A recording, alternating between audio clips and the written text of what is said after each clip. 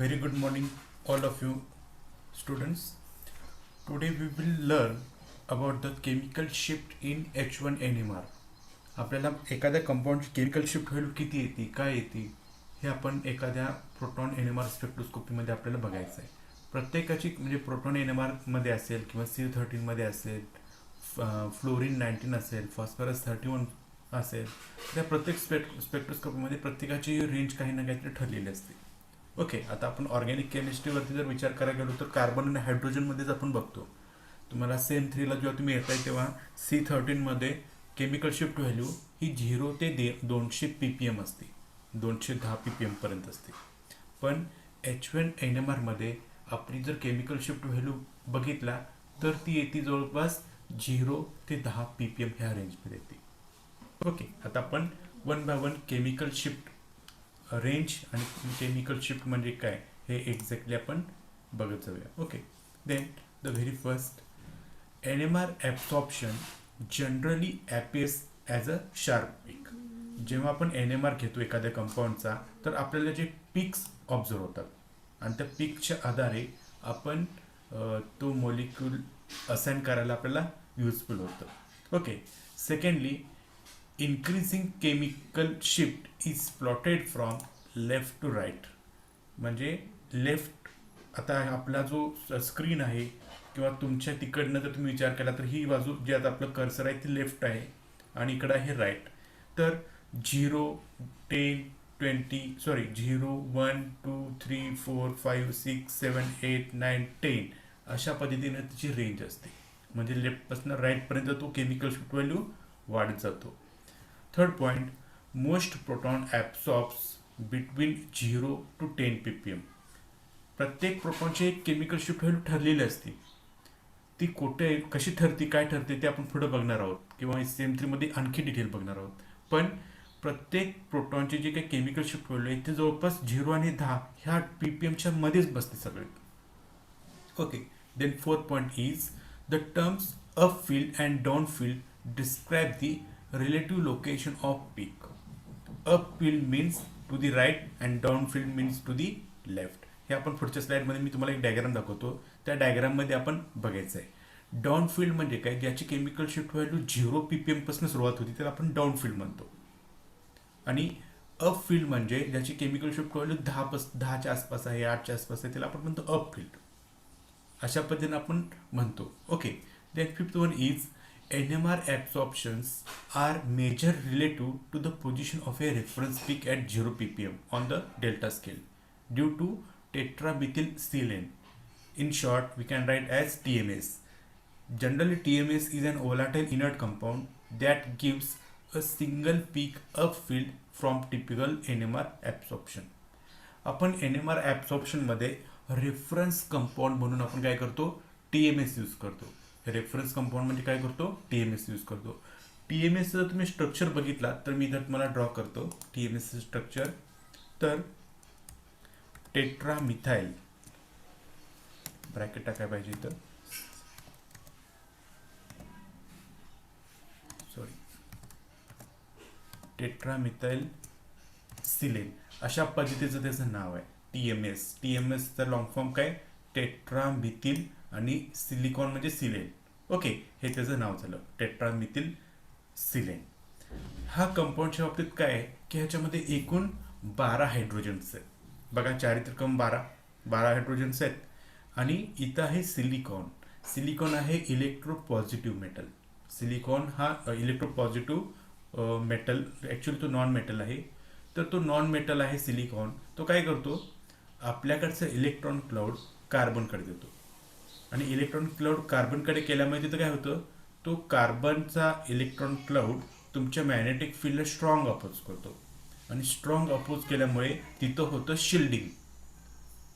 आलं लक्षात, शिल्डिंग आल्यामुळे जेव्हा आपण ह्या कंपाऊंडचा NMR काढतो तेव्हा सगळ्यात पहिला हा जो पीक येतो तर तो येतो TMS साठीचा येतो, टेट्रामिथिल सिलेनचा येतो. कारण ह्या कंपाऊंड म्हणजे मी अजून मला तो पॉईंट शिकवला नाही आहे, कसं आपण सॅम्पलिंग करायचं आहे NMR मध्ये, त्याच्यामध्ये आपण ह्या TMS का घेणार आहे पण तेव्हा मी सांगेन. पण सध्या हा TMS तुमचा कंपाऊंड आणि तुमच्या अननोन सॅम्पल ह्या कंपाऊंड दोघांचं मिक्सचर आपण NMR मध्ये ॲड करतो. त्यापैकी NMR मध्ये जो पहिला पीक येतो तर तो पीक आपण असाइन करतो काय, तो पीक TMSचा असतो, कारण की तो एक शार्प पीक असतो. तिथं कुठेही सिंगलेट डबलेट ट्रिपलेट तो स्प्लिटिंग झालेला नसतो. त्यामुळे काय होतं, आपल्याला एक स्ट्रॉंग चांगला पीक मिळतो. त्या पीकच्या आधारे आपण पुढं स्केल घालतो. त्या पीकच्या आधारे काय करतो, आपण पुढं स्केल घालतोय. आणि जिथं हा TMSचा शार्प पीक आलाय त्याच्या खाली असाइन करतो 0 ppm, आणि तिथून पुढे सगळं आपलं स्केल येतात. 1 ppm, 2 ppm, 3 ppm अशा पद्धतीनं. ठीक आहे, आता आपण पुढे जाऊया. हे आहे एक केमिकल शिफ्ट व्हॅल्यूचा चार्ट आहे. ओके, तर केमिकल शिफ्ट व्हॅल्यूच्या चार्टमध्ये तुम्हाला काय दिसतं बघा, जो 0 ppm ला एक जो पीक आलाय, अगदी शार्प सिंगलेट पीक आहे, त्याला आपण म्हणतो रेफरन्स पीक, किंवा दुसऱ्या पद्धतीने आपण त्याला काय म्हणतो, कॅलिब्रेशन पीक. आणि जिथं हा रेफरन्स पीक आलेला आहे तिथं स्केल असाइन केलं जातं 0 ppm. तिथं काय असाइन केलं जातं, 0 ppm. आणि 0 ppm ला आपण म्हणतो अप फील्ड, त्याला आपण काय म्हणतो, अप फील्ड. आणि 10 ppm ला आपण त्याला काय म्हणतो, डाऊन फील्ड. अप फील्ड म्हणजे चांगलं शिल्डिंग झोन, आणि डाऊन फील्ड म्हणजे काय, D shielding zone. Down field म्हणजे काय, डी शिल्डिंग झोन. आणि तिथून 0 पासून स्केल पडतात 1 2 3 4 5 6 7 8 9 10. जवळपास 0 आणि 10 ppm ह्याच्यामध्ये आपल्याला सगळे H1NMR चे पीक आपल्याला ऑब्झर्व होतात. कधी शक्यतो अल्डिहाइड असेल तर 11 किंवा 12 पर्यंत जातो तो, पण तो रेअर आहे, अगदी कमी वेळेला जातो. अदरवाईज सगळे 0 ते 10 ppmच्या रेंजमध्ये आपल्याला सगळेच ऑब्झर्व होतात. त्यामुळे आपल्याला इथं म्हणजे अगदी व्यवस्थित पद्धतीनं आपल्याला स्ट्रक्चर डिटरमाइन करता येतो. ओके, NMR चार्ट बघा.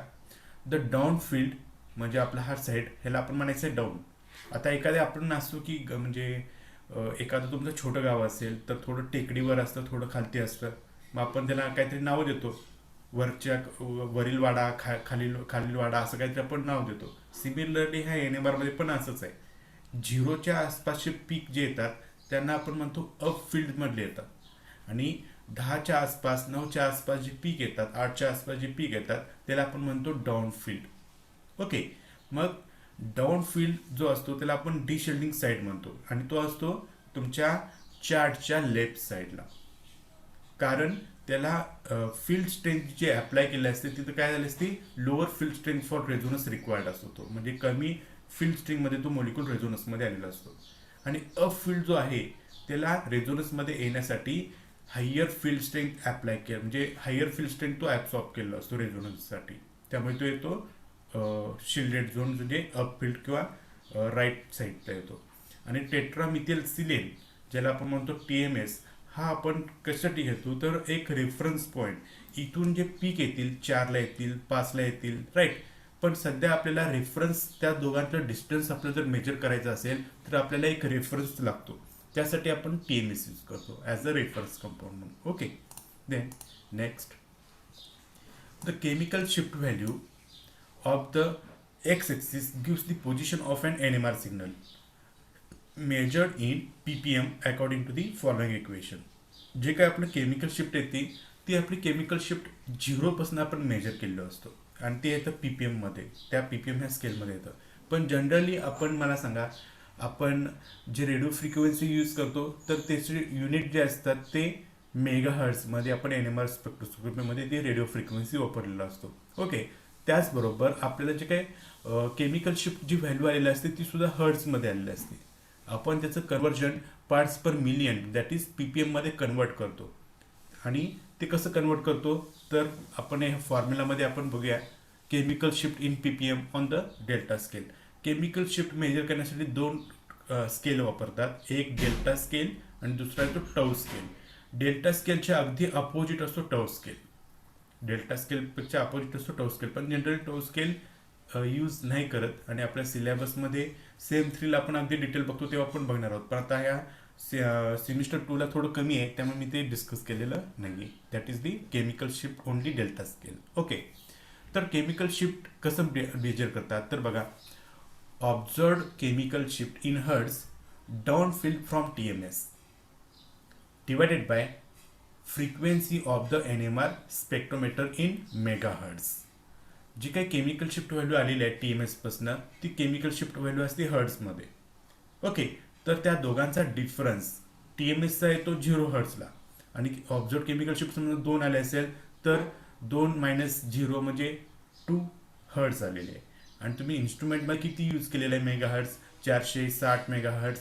ह्याचे कॅल्क्युलेशन जर तुम्ही केलात तर जे उत्तर येतं तर ते येतं पार्ट्स पर मिलियनमध्ये येतं, PPM मध्ये येतं. Okay, then reporting the NMR absorption as a fraction of the NMR operating frequency, we get unit ppm that are independent of the spectrometer.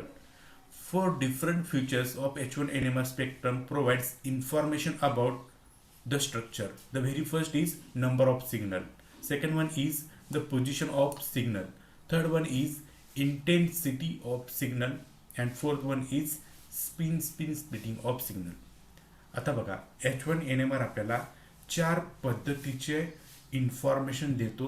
त्याच्या आधारे आपण एखाद्या अननोन कंपाऊंडचा स्ट्रक्चर डिटरमाइन करू शकतो. सगळ्यात पहिली इन्फॉर्मेशन कोणती देते? Number of signal. आता फॉर एक्झाम्पल तुम्हाला मी इथॅनॉल दिलं असेल, इथॅनॉल दिलोय ना, तर त्याचा फॉर्म्युला काय येतो? CH3CH2OH. जेव्हा मी ह्या कंपाऊंडचा NMR काढतो तर मला ह्याच्यामध्ये 3 डिफरंट टाईपचे हायड्रोजन्स आहेत. CH3चा एक वेगळा आहे, CH2चा एक वेगळा आहे आणि OHचा एक वेगळा आहे. त्यामुळे इथं इथॅनॉलला मला 3 पीक येतात, 3 सिग्नल्स येतात. त्यामुळे इथं आपण काय केलं, 3 सिग्नल्स येतात. ह्याचा दुसरा अर्थ काय येतो की तुमच्या कंपाऊंडमध्ये 3 वेगवेगळ्या प्रकारचे प्रोटॉन्स अवेलेबल आहेत. हे तुम्ही कन्क्लुजनला जाता. ओके, सेकंड पॉईंट आहे पोझिशन ऑफ सिग्नल्स. आता पोझिशन्स ऑफ सिग्नल्स म्हणजे काय, तर तुम्ही जेव्हा ह्याचा NMR काढताय तेव्हा एक पीक येतो 2 ppm ला येतो, दुसरा पीक येतो 3.4 ppm ला येतो, आणि तिसरा जो पीक येतो तो येतो 5 ppm ला येतो. आता हे PPM मध्ये हे आपल्याला पोझिशन्स मिळाले कुणापासून? TMS पासूनचं हे अंतर मिळालेलं आहे. एक आहे 2 ppm ला, दुसरा आहे 3.4 ppm ला, आणि तिसरा आहे 5 ppm ला. हे झाले काय, त्या सिग्नलचे किंवा त्या पीकचे पोझिशन्स झाले.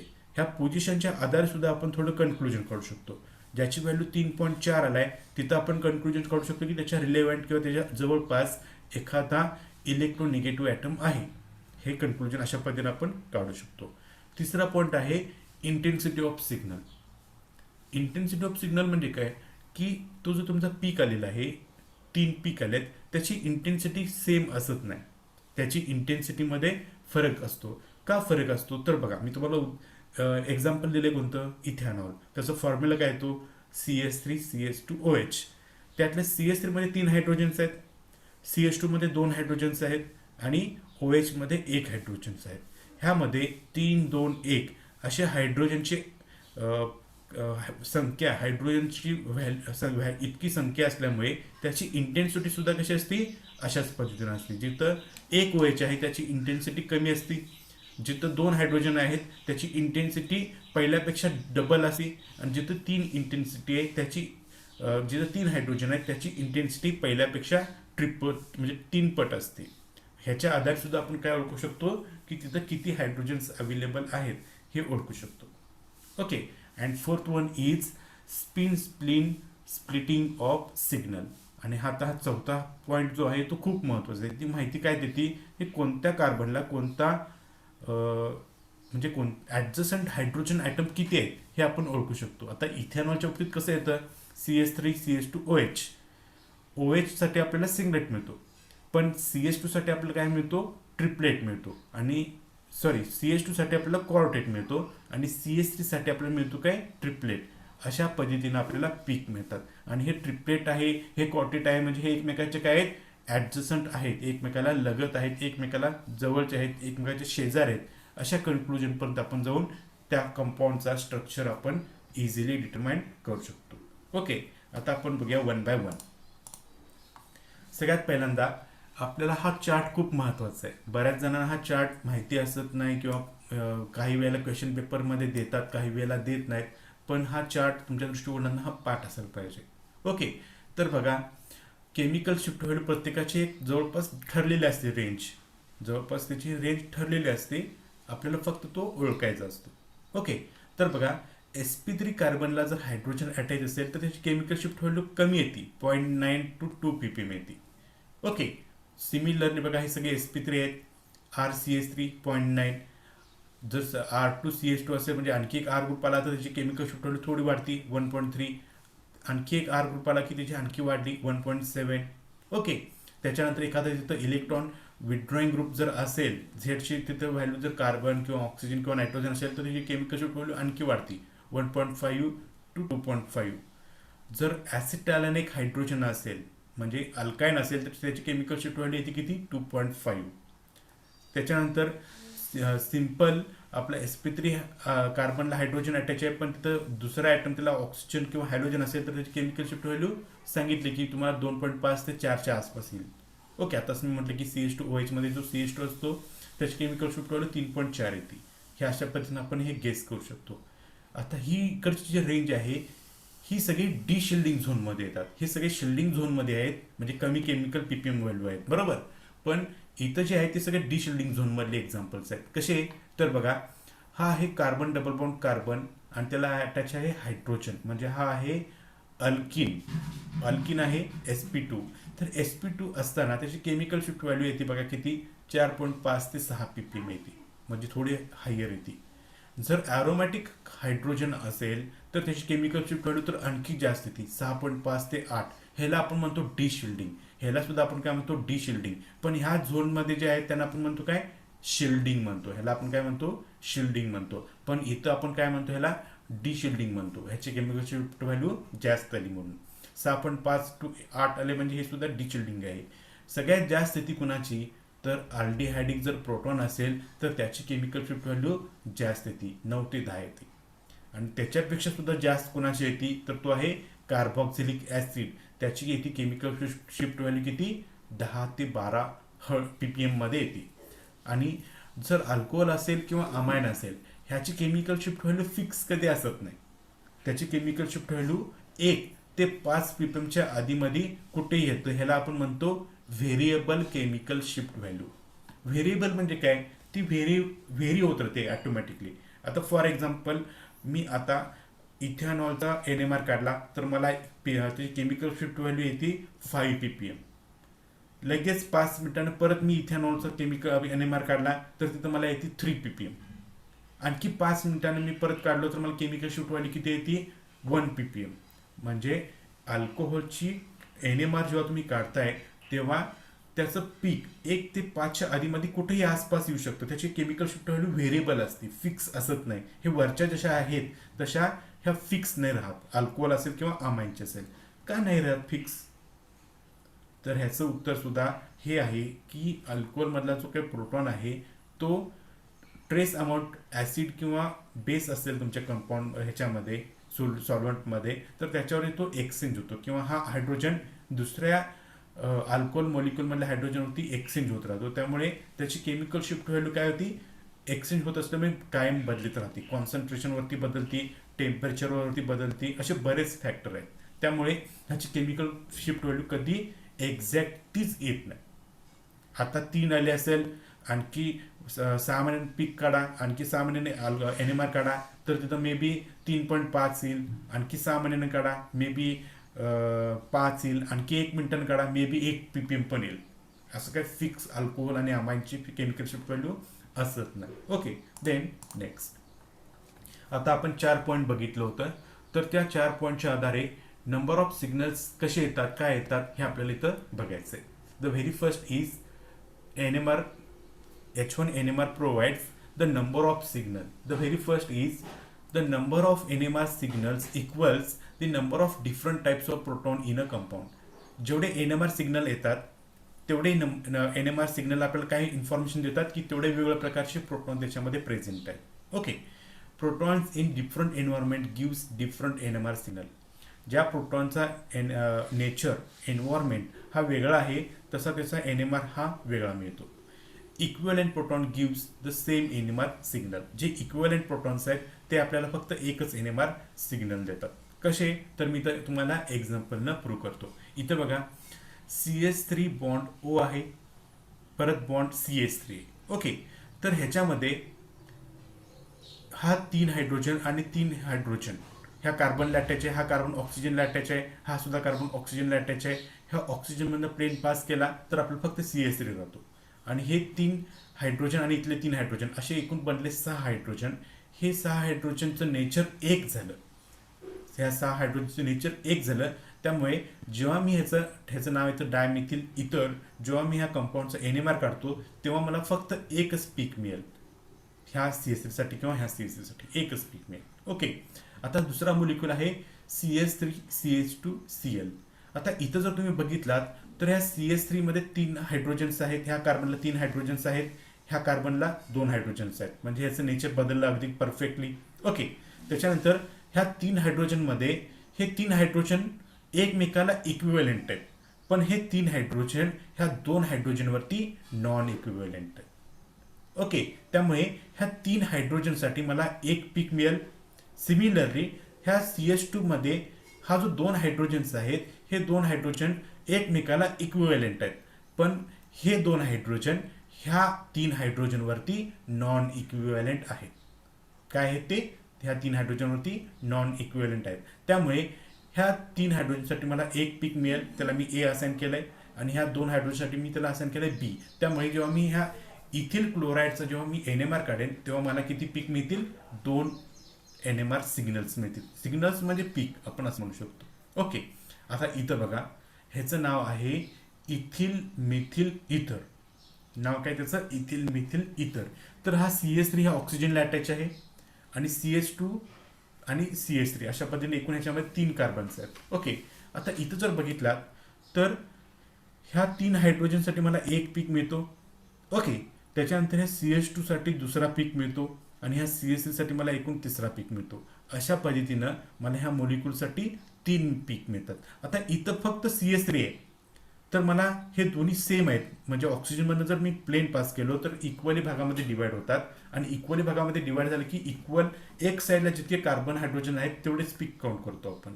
ओके. पण मला सांगायचं, इथं प्लेन पास केलं तर 2 सेम भाग आहेत का? नाही आहेत. त्यामुळे इथं प्लेन पास होत नाही. त्यामुळे इथं आपल्याला जेवढे कार्बन हायड्रोजन्स आहेत, जेवढे हायड्रोजन्स आहेत, तेवढे आपल्याला पीक ऑब्झर्व होतात. ओके.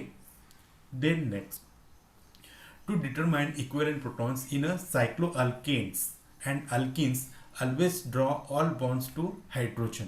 आता जर मी असं बघितलं, ऑब्झर्व केला, तर अशा पद्धतीनं सायक्लो अल्किन, आता हा cyclopropane, chloro derivative of cyclopropane आहे. ओके. तर आपण असं डिटरमाइन करून ह्याचे पिक्स आपण असाइन करतो. आता ह्याच्यामधनं एक प्लेन पास होती.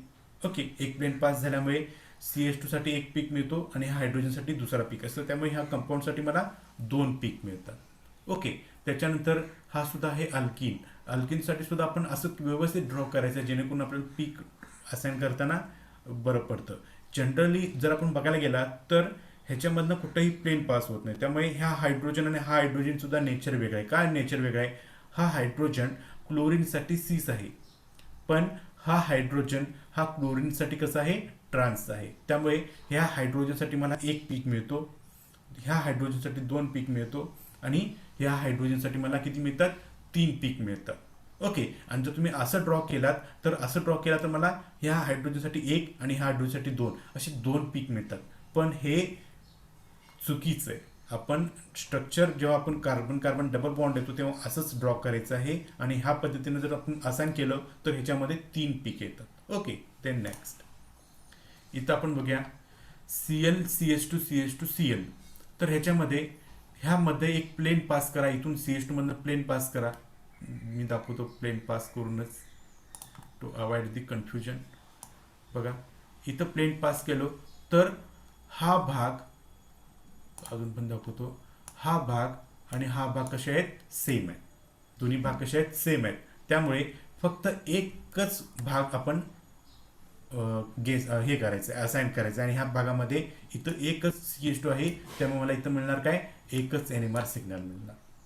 ओके. बरोबर. त्याच्यानंतर दुसरी केस इथं बघा, Cl CH2 CH2 CH2 Br. तर इथं जर आपण प्लेन पास केलं तर सेम येतं का?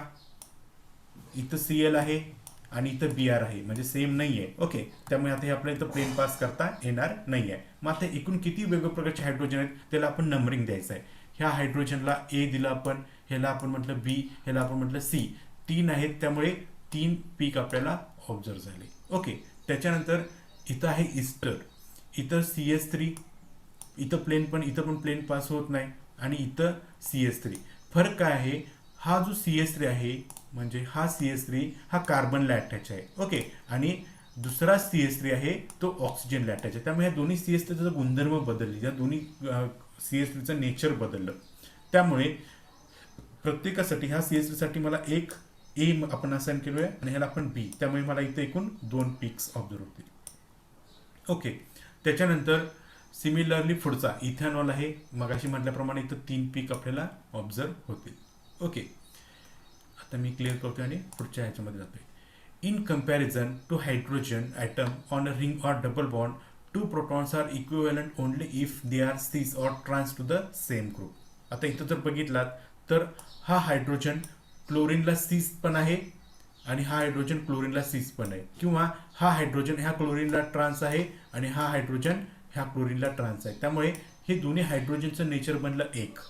ह्या दोन्ही हायड्रोजनचं नेचर काय बनलं, एक. त्याच्यानंतर आपण ह्याच्यामध्ये जर प्लेन पास केलो, कशी प्लेन पास करू शकतो, तर ह्या कार्बन कार्बन डबल बॉन्डच्या मधनं प्लेन पास करा. तर बघा, खालचा भाग आणि वरचा भाग सेम आहे की नाही, बघा खालचा भाग आणि वरचा भाग सेम आहे की नाही, आहे. त्यामुळे जेव्हा सेम येतो तेव्हा फक्त एक भागाचा विचार करायचा. त्यामुळे तो एक भागामध्ये एकच हायड्रोजन आहे, त्यामुळे मला एकच NMR सिग्नल मिळेल. ओके.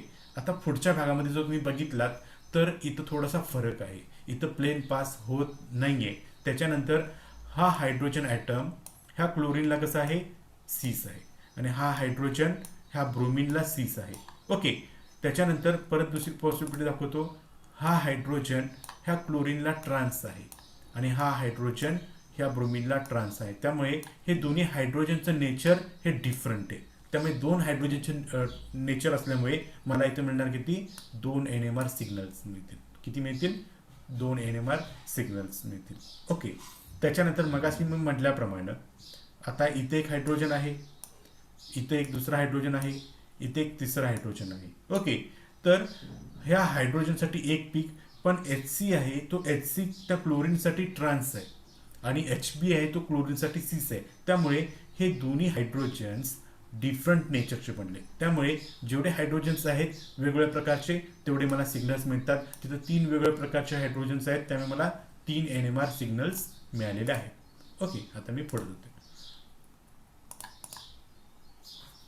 इथं पण सेम सायक्लोप्रोपेनच्या बाबतीत जेव्हा आपण सायक्लोप्रोपेन घेतो तेव्हा आपल्याला एकच पीक मिळतो, पण जेव्हा आपण क्लोरोसायक्लोप्रोपेन घेतो तेव्हा आपल्याला 3 पीक मिळतात. हे आपण मागाशी बोलल्याप्रमाणे इथं आहे.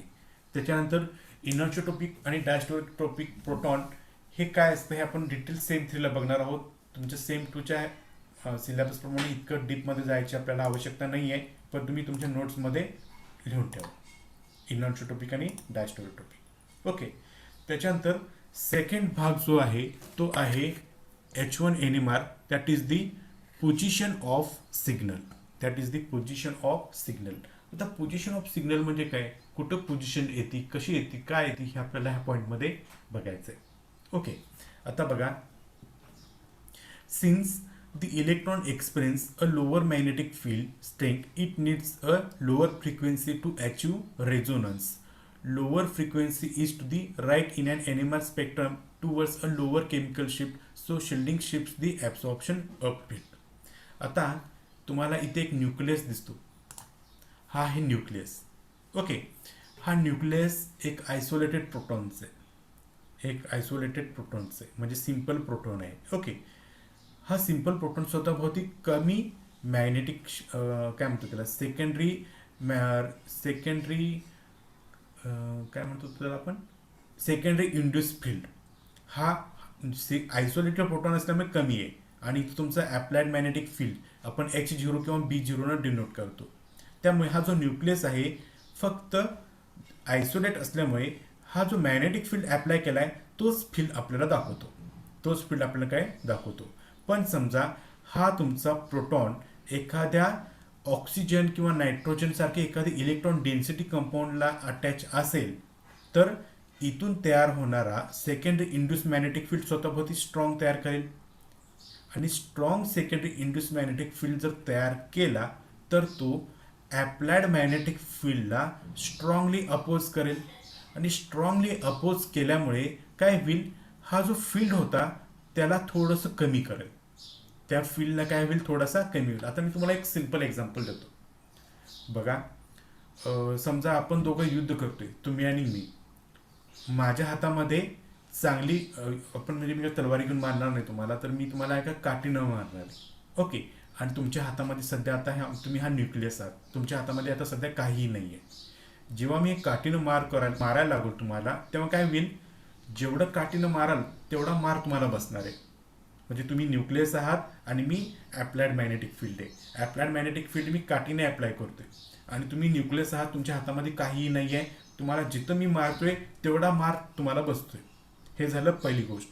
दुसऱ्या केसमध्ये आपण काय करतोय, हा तुम्हीच आहात न्यूक्लियस, पण तुमच्याकडं मी तुम्हाला बचाव करण्यासाठी काय केलेलं आहे, एक ढाल दिलेला आहे.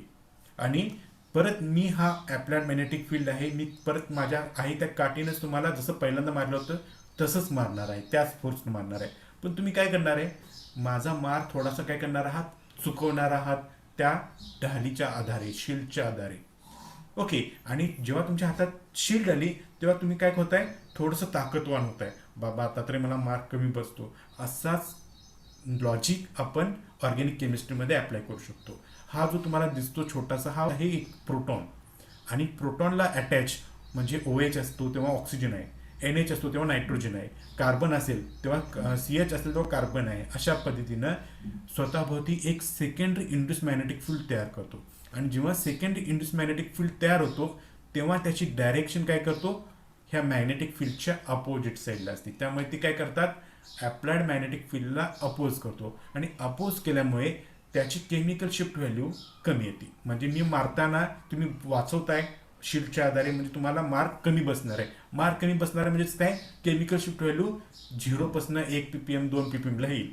आणि जर तुमच्याकडे ढाल नसेल म्हणजे डिशिल्डिंग असेल तेव्हा मी जास्त मारणार आहे, म्हणजे मार्क जास्त लागणार आहे. ह्याचाच अर्थ तुमची chemical shift value 8 ppm 9 ppm किंवा 10 ppm च्या आसपास येईल. हे आहे लॉजिक. ओके.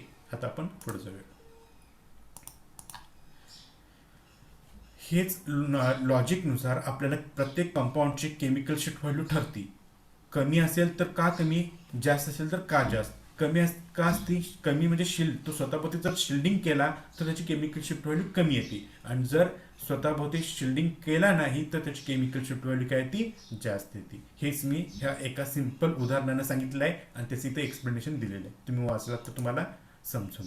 ओके. आता मी एक पर्टिक्युलर उदाहरण देतो ज्याच्याकडून तुम्हाला केमिकल शिफ्ट व्हॅल्यू जास्त येते कमी येते का हे समजतं. आता बघा, मी एक पॉइंटर घेतो. तर बघा, हे आहे इथिल क्लोराईड. त्याचा फॉर्म्युला मी व्यवस्थित वाचून सांगतो. CH3 CH2 आणि मग येतो क्लोरीन. जेव्हा मी ह्याचा NMR काढतो तेव्हा मला ह्याचे 2 पीक्स येतात, 2 सिग्नल्स येतात. ह्या CH3 साठी मला एक सिग्नल येतो आणि CH2 साठी मला येतो दुसरा सिग्नल. आता बघा, ह्याचा सिग्नल जे आले, 2 सिग्नल आले, ते एक पोझिशन्सपासून म्हणजे रेफरन्सपासून खूप वेगवेगळ्या अंतरावरती आलेले असतात. त्यापैकी CH3 जो आहे त्याची केमिकल शिफ्ट व्हॅल्यू किती येते, तर मी तुम्हाला एक उदाहरण सांगतो की 1 ppm येते. पण जो CH2 आहे ह्याची केमिकल शिफ्ट व्हॅल्यू कितीला येते, तर ती येते कितीला, तर 2.5 येते. म्हणजे ह्याची केमिकल शिफ्ट व्हॅल्यू 1 ला आली आणि ह्याची केमिकल शिफ्ट व्हॅल्यू 2.5 ला का आली, कारण आताच मी सांगितल्याप्रमाणे हा क्लोरीन आहे इलेक्ट्रोनिगेटिव्ह ॲटम. हा इलेक्ट्रोनिगेटिव्ह ॲटम जेव्हा तुमच्या हायड्रोजनच्या जवळ येतो तेव्हा ह्या हायड्रोजन भोवती काय करतो, strong secondary induce magnetic field तयार करतो. आणि strong secondary induce magnetic field काय होतो, सॉरी चुकलं. हा क्लोरीन जो आहे हा हायड्रोजन भोवती जो काही सेकंडरी इंड्यूस मॅग्नेटिक फील्ड आहे तो क्लोरीन आपल्याकडे खेचून घेतो. त्यामुळे हायड्रोजनकडची जी ढाल होती ती क्लोरीनला खेचून घेतल्यामुळे हायड्रोजनला जास्त मार बसणार. आणि जास्त मार बसणार ह्याचाच अर्थ काय, की त्याची केमिकल शिफ्ट व्हॅल्यू जास्त येणार, डिशिल्डिंग येणार 2.5 ला. पण हे तर जर बघितलं CH3, इथं कुठेही इलेक्ट्रोनिगेटिव्ह ॲटम नाही आहे. इलेक्ट्रोनिगेटिव्ह ॲटम ह्या CH2 पासून लांब आहे, CH2 मध्ये आहे. त्यामुळे इथं काय होईल, इथं इलेक्ट्रोनिगेटिव्ह ॲटम नसल्यामुळे हा हायड्रोजनकडे कार्बनचा इलेक्ट्रोनिगेटिव्ह असे ग्रुप तयार झाल्यामुळे इथं त्याचं शिल्डिंग होईल. त्यामुळे ह्याची केमिकल शिफ्ट व्हॅल्यू कमी येईल. किती येईल? 1 ppm ला आली. किती येईल ती? 1 ppm ला आली. पण इथं 2.5 ppm ला आली. ओके, आता ह्याच्यापेक्षा बेटर एक्झाम्पल हे खालचं आहे, ते मी तुम्हाला सांगतो. आता बघा, मी वाचून दाखवतो. ब्रोमीन म्हणजे BrCH2CH2 फ्लोरीन. BrCH2CH2 fluorine. आता इथं बघा, सगळ्यात पहिल्यांदा मी हॅलोजनची इलेक्ट्रोनिगेटिव्हिटी सांगतो. सगळ्यात इलेक्ट्रोनिगेटिव्ह ॲटम आहे फ्लोरीन. त्याच्यापेक्षा कमी इलेक्ट्रोनिगेटिव्ह आहे क्लोरीन. क्लोरीनपेक्षा कमी इलेक्ट्रोनिगेटिव्ह आहे ब्रोमीन. आणि ब्रोमीनपेक्षा कमी इलेक्ट्रोनिगेटिव्ह आहे आयोडीन. आता इथं दोनच ॲटम आहेत, ब्रोमीन आणि फ्लोरीन. तर मला सांगा, ब्रोमीन आणि फ्लोरीनमध्ये सगळ्यात जास्त इलेक्ट्रोनिगेटिव्ह कोण? तर फ्लोरीन हा मोर इलेक्ट्रोनिगेटिव्ह. ओके, आणि ब्रोमीन आहे फ्लोरीनपेक्षा कमी इलेक्ट्रोनिगेटिव्ह. मग इथं हा ब्रोमीन CH2 ला अटॅच आहे, त्याच्यानंतर CH2 आहे आणि या CH2 ला अटॅच आहे फ्लोरीन. मग HA आणि HB असे मला दोन सिग्नल्स मिळतील, ह्या हायड्रोजन कार्बनसाठी आणि हा कार्बन हायड्रोजनसाठी दोन सिग्नल्स मिळतील. मग मला सांगा, कुठला शिल्डिंग येईल आणि कुठला डिशिल्डिंग येईल? तर HB जो आहे तो येईल डी शिल्डिंग मध्ये. HB साठी काय येईल? तो डी शिल्डिंग साठी येईल. आणि HA जो आहे म्हणजे हा, तो येईल शिल्डिंग मध्ये. का शिल्डिंग मध्ये येईल? तर इथं आपण उदाहरण मी सांगू शकतो. हा CH2 ला अटॅच कोण आहे? फ्लोरीन आहे. हा फ्लोरीन इलेक्ट्रोनिगेटिव्ह ॲटम आहे, ब्रोमीनपेक्षा जास्त इलेक्ट्रोनिगेटिव्ह ॲटम आहे. त्यामुळे हा फ्लोरीन ह्या CH2 मधनं जो इलेक्ट्रॉनचा क्लाउड आहे तो स्वतःकडे खेचून घेईल. स्वतःकडे खेचून घेतल्यामुळे या हायड्रोजन भोवती सेकंडरी इंड्यूस मॅग्नेटिक फील्ड हे कमी प्रमाणात तयार होईल. आणि सेकंडरी इंड्यूस मॅग्नेटिक फील्ड कमी प्रमाणात तयार झाल्यामुळे जेव्हा मी हे अप्लाइड मॅग्नेटिक फील्डमध्ये ठेवेन तेव्हा काय होईल? ह्या हायड्रोजनला जास्त मार बसेल त्या मॅग्नेटचा.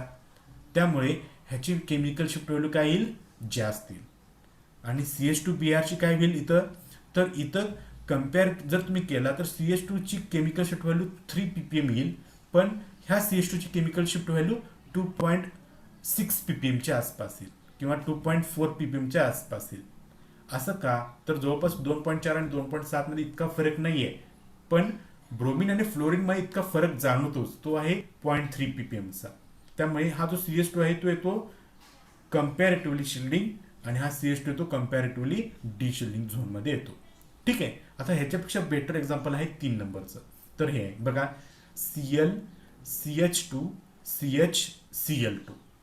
इथे जर तुम्ही कंपॅरिझन केलं ह्या मोलिक्युलचा, तर ह्या CH2 ला फक्त एक फ्लोरीन आहे, पण ह्या कार्बनला 2 फ्लोरीन आहेत. ओके, त्यामुळे मला इथं 2 सिग्नल्स मिळतील, 2 पिक्स मिळतील. पण ह्याच्यापैकी कुठला डी शिल्डिंग मध्ये येईल आणि कुठला शिल्डिंग मध्ये येईल? तर इथं सगळ्यात डी शिल्डिंग मध्ये येतो तर तो HB चा येतो आणि शिल्डिंग मध्ये कुणाचा येतो? HA चा येतो. डी शिल्डिंग मध्ये HB का येतो? कारण ह्या कार्बनला 2 क्लोरीन ग्रुप्स अटॅच आहेत, 2 क्लोरीन ॲटम अटॅच आहेत. 2 क्लोरीन ॲटम अटॅच असल्यामुळे ह्या कार्बनचा सगळा इलेक्ट्रॉन क्लाउड आपल्याकडे खेचून घेईल हा 2 क्लोरीन. त्यामुळे हा हायड्रोजन कसा बनेल? अगदीच कमी ताकदीचा सेकंडरी इंड्यूस मॅग्नेटिक फील्ड तयार करेल. आणि कमी ताकदीचा सेकंडरी इंड्यूस मॅग्नेटिक फील्ड तयार केल्यामुळे जेव्हा मी याला मॅग्नेटिक फील्डमध्ये ठेवेन तेव्हा ह्याचं डिशिल्डिंग जास्त होईल, म्हणजे ह्याच्यावरती मारा त्यात जास्त बसणार आहे. त्यामुळे काय होईल? ह्याची केमिकल शिफ्ट व्हॅल्यू जास्त येईल. पण इथं जर बघितला तर इथं फक्त एकच क्लोरीन आहे. हा क्लोरीन सुद्धा इलेक्ट्रोनिगेटिव्ह ॲटम आहे, तो इलेक्ट्रोनिगेटिव्ह ॲटम घेणार आहे. पण 2 क्लोरीन पेक्षा एक क्लोरीन असल्यामुळे ह्याचा मारा थोडासा कमी बसेल याला. त्यामुळे हा थोडासा काय होईल? शिल्डिंग झोन मध्ये येईल. म्हणजे ह्याची केमिकल शिफ्ट व्हॅल्यू माझ्या मतेप्रमाणे 2.5 ला येईल आणि ह्याची मात्र 4च्या पुढेच येईल. हा इतका मोठा फरक पडेल इथं आपल्याला. ठीक आहे. आता इथं आपण अजून एक एक्झाम्पल बघू शकतो. The chemical shift of a carbon hydrogen bond increases with increasing alkyl सबस्टिट्यूएंट.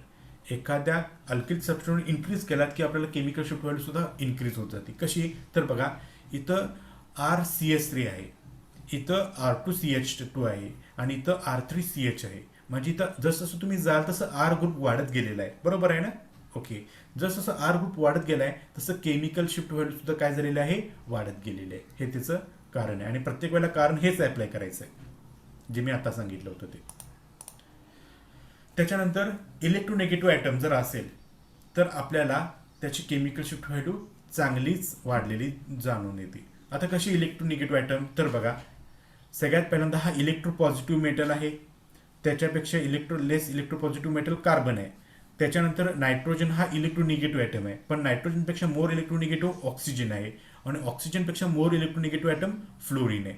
त्यामुळे जर आपण सिलिकॉन हा इलेक्ट्रो पॉझिटिव्ह मेटल आहे, केमिकल शिफ्ट व्हॅल्यू 0 आहे, पण कार्बन असताना 0.9 आहे त्या हायड्रोजनची.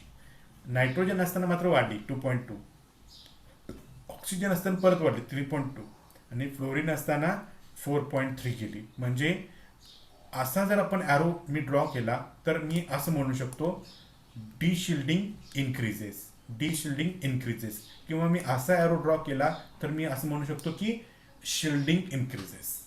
डिशिल्डिंग इन्क्रीजेस म्हणजे असा गेला तर डिशिल्डिंग इन्क्रीजेस, असा गेला तर शिल्डिंग इन्क्रीजेस, अशा पद्धतीनं. ठीक आहे. त्याच्यानंतर पुढचा एक पॉईंट मी दाखवतो. तर ह्या पॉईंटमध्ये इथं जर बघितला तर मिथिल मिथिल क्लोराईड हे नाव झालं CH3Cl2 ह्याचं झालं डायक्लोरोमिथेन, ह्याचं नाव झालं डायक्लोरोमिथेन आणि ह्याचं नाव झालं CHCl3 म्हणजे क्लोरोफॉर्म झालं. इथं एक क्लोरीन ॲटम असताना ह्या 3 हायड्रोजनची केमिकल शिफ्ट व्हॅल्यू येते 3.1 ppm. पण ह्यातला अजून एक हायड्रोजन रिप्लेस केला क्लोरीननं, म्हणजे 2 क्लोरीन झालं तर आपली केमिकल शिफ्ट व्हॅल्यू वाढती 5.3. आणि जर 3 क्लोरीन ॲटम अटॅच झालं तर त्याची केमिकल शिफ्ट व्हॅल्यू आणखी वाढली 7.3. आणि जर मी CCl4 घेतलो तर केमिकल शिफ्ट व्हॅल्यू काय येईल, CCl4 घेतलो तर केमिकल शिफ्ट व्हॅल्यू काय येईल, तर CCl4 जर घेतलो तर त्याचा NMRच येणार नाही. कारण की NMR येण्यासाठी रिक्वायर्ड कोण आहे, हायड्रोजन. मिनिमम एक हायड्रोजन तर असावा आणि CCl4 मध्ये एकही हायड्रोजन नाही आहे, त्यामुळे तो त्याचा NMR येणार नाही आहे, पीक कोणतेच येणार नाही आहेत, हे लक्षात ठेवायचं आहे. ठीक आहे, हे मी क्लिअर करतोय आणि पुढे जातोय. इथं अजून काही एक्झाम्पल्स आहेत आणि त्याच्यानंतर आपण ॲनिसोट्रोफिक इफेक्ट बघायचं आहे, पण आता होईल की नाही माहीत नाही. तर इथं बघा, इथं CH3 आहे, कार्बोनिलला अटॅच आहे, त्याची केमिकल शिफ्ट व्हॅल्यू 2.1 आहे.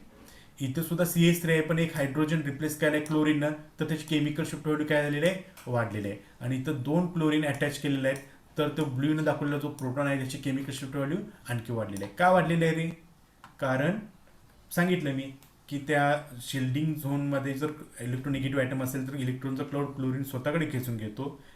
इलेक्ट्रॉन क्लाउड स्वतःकडे खेचून घेतल्यामुळे ह्या हायड्रोजनला बचावासाठी काय असत नाही, कोणतीही ढाल असत नाही, त्यामुळे तो मॅग्नेट ह्याच्यावरती चांगलाच बळ होतो, त्यामुळे त्याची केमिकल शिफ्ट व्हॅल्यू डिशिल्डिंगमध्ये येते. ओके, आता येतो तो महत्त्वाचा भाग. आपण आतापर्यंत जे बघितलं हे सगळे sp3 साठी बघितलं. आता आपण बघणार आहोत sp2 किंवा sp साठी. तर इथं बघा, हा एक अल्डिहाइडिक प्रोटॉन आहे, इथं अरोमॅटिक प्रोटॉन आहे, हा अल्किन प्रोटॉन आहे, हा अल्काइन प्रोटॉन आहे आणि हा अल्केन प्रोटॉन आहे. आता मी तुम्हाला 1 by 1 सांगतो. इथं आहे sp3. sp3 असताना केमिकल शिफ्ट व्हॅल्यू खूप कमी येते, 0.9 to 1.5 येते. इथं आहे sp, त्याची केमिकल शिफ्ट व्हॅल्यू थोडीशी जास्त येते, 2.1. पण इथून सगळे जे आहेत हे सगळे sp2 आहेत आणि sp2 ला केमिकल शिफ्ट व्हॅल्यू चांगलीच डिशिल्ड येते, 5.3, 7.3, 9.7. आणि ही केमिकल शिफ्ट व्हॅल्यू जास्त येण्याचं कारण, यस, तर इथं त्याचं कारण आहे बिकॉज ऑफ ॲनिसोट्रोफिक इफेक्ट. काय आहे ॲनिसोट्रोफिक इफेक्ट, तो आपण पुढच्या स्लाइडमध्ये बघणार आहोत. पण मला वाटतं की आपण आता इथंच थांबूया आणि परत जाता जाता अजून एक मॉलिक्यूल मी एक्सप्लेन करतो. एखाद्या कंपाऊंडला अरोमॅटिकला एखादा ग्रुप किंवा sp2 कार्बनला एखादा ग्रुप अटॅच असतील तर त्याची केमिकल शिफ्ट व्हॅल्यू सुद्धा काय येते, थोडीशी जास्त येते. नॉर्मली CH3 ची केमिकल शिफ्ट व्हॅल्यू किती येते, 0.9 to 1.5 येते, पण हा CH3 sp2 कार्बनला अटॅच आहे, हा CH3 sp2 कार्बनला अटॅच आहे, हा CH3 sp2 कार्बनला अटॅच आहे. त्यामुळे त्याची केमिकल शिफ्ट व्हॅल्यू काय आलेली आहे, थोडीशी हायर आलेली आहे. हे सुद्धा लक्षात ठेवायचं आहे. ठीक आहे, याला मी क्लिअर करतोय. आणि जाता जाता थोडंसं ॲनिसोट्रोपिक इफेक्ट बद्दलचं थोडंसं मी तुम्हाला स्लाइड दाखवतो, जेणेकरून उद्याला आपल्याला हे बघायचं आहे.